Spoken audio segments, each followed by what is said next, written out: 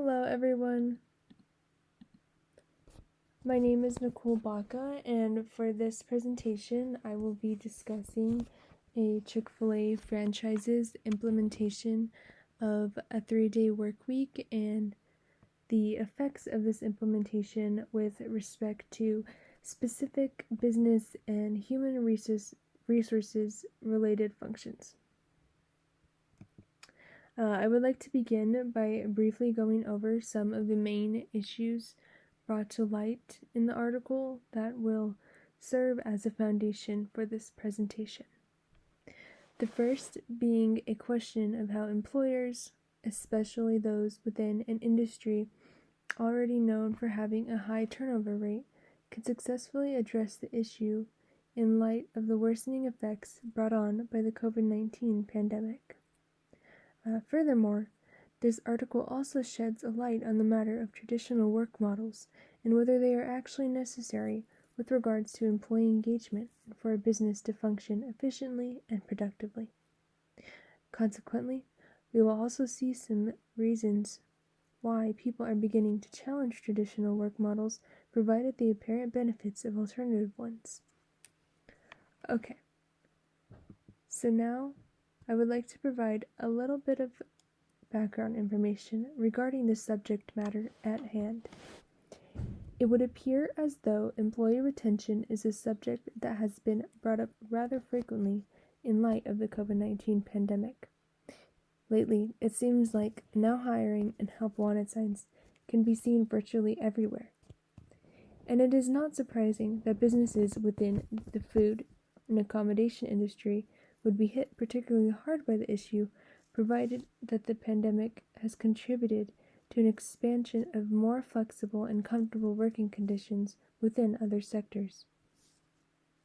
Naturally, this is not an ideal situation because employee turnover is an exceedingly costly issue for companies.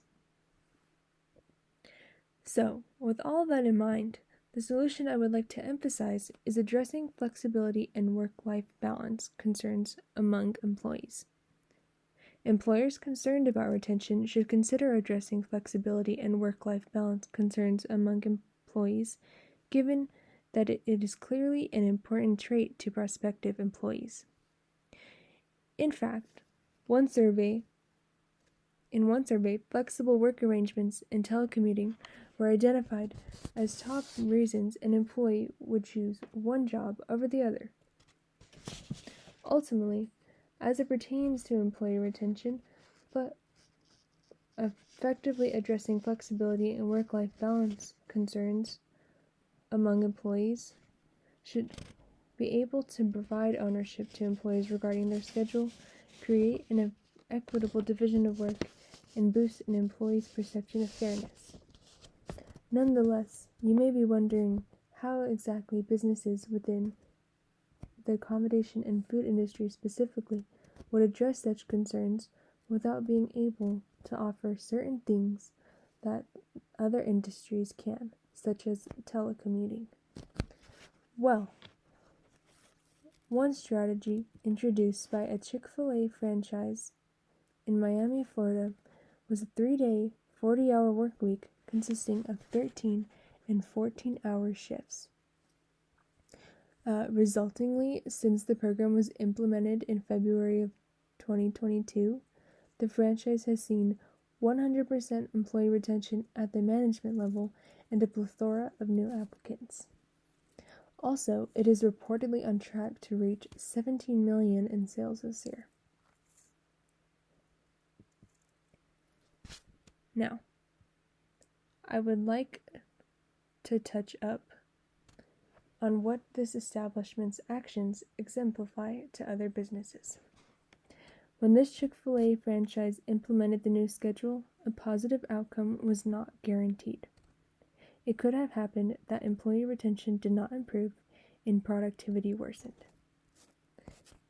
However, to their credit, they were able to see improvements in the following areas, all of which support employee retention and overall productivity: better work-life balance, more ownership of work roles, improved relationships, and improved loyalty.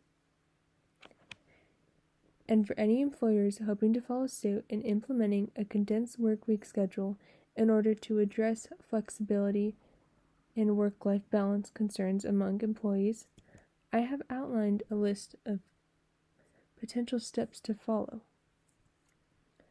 First, it is important to identify the primary reasons employees are leaving.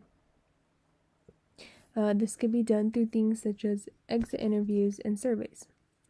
Second, if flexibility and work-life balance is in fact a major reason employees are exiting the company, then propose the suggestion of a condensed workweek schedule. Now, Chick-fil-A's 3-day schedule may be a little more challenging and unrealistic for many companies to implement. After all, the business is able to divide and allocate shifts with relative ease due to its being closed on Sundays. That being said, a 4-day work week may be a more reasonable place for most companies to start. Third, once the suggestion has been made, it is wise to carefully observe employees' responses for any adverse reactions to the idea. It is also rational to consider whether or not this change would be difficult to implement by means of overcomplicating or disrupting business operations. Lastly, assuming no preventative issues arose from the previous step, the new schedule can be implemented, and its effects on employee retention and turnover should be monitored thereafter. However, like with any business strategy, there are bound to be some downsides.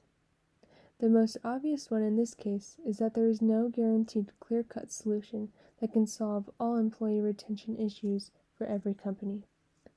For example, an employee may be content with the flexibility that their employer offers, but may consider leaving due to not feeling genuinely valued or compensated in accordance with their efforts. In such case, implementing a change addressing flexibility and work-life balance solely would likely not have a positive impact on employee retention.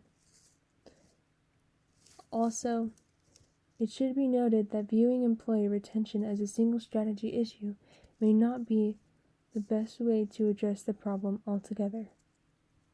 To approach and examine the problem through a deeper and more meaningful lens, it must first be handled as a matter of instituting effective and coordinated talent management efforts. However, addressing current issues singularly as opposed to the root of all of them is still a decent place to start. For further reference, here are some of the top reasons employees voluntarily exit a company, per one survey.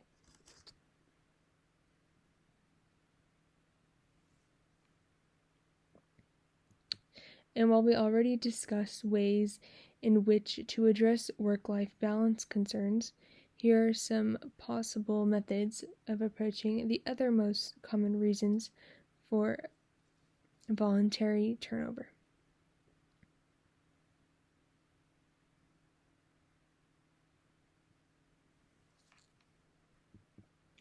Now, I would like to conclude this presentation with my final thoughts and takeaways after having analyzed various factors relating to the issue of voluntary turnover as well as employee retention as a whole.